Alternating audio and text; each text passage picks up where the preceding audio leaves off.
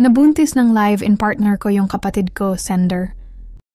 Hello TCC, ako nga pala si Rose from Cagayan, 20 years old. May isang baby.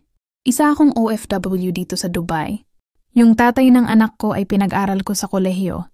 Kasi sabi niya pag nakagraduate na siya, mas madali na lang sa kanya ang maghanap ng trabaho.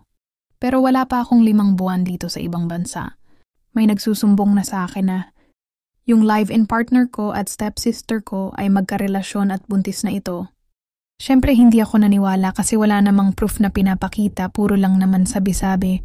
Then nung nag 1 year na ako dito, may nag-send sa akin ng picture ng bahay namin at may mga sinampay na damit pang newborn baby. Nanginginig ako habang isa-isang tinitingnan. Yung mga larawan na pinasa at sa panghuling picture ay yung mukha ng partner ko at sister ko kasama ang baby nila sa loob mismo ng bahay na pinundar ko yung gamit nila ay mga gamit na pinundar ko para sana sa amin ng partner ko at anak namin. Tapos nung tinanong ko siya kung bakit niya nagawang magloko, kasalanan ko raw kasi wala na akong time sa kanaya. May times kasing hindi ko siya nakakausap kahit sa video call.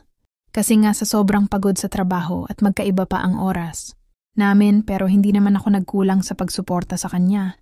Pag may project siya sa school, may bibilhin para sa bahay, nagpapadala naman ako buwan-buwan.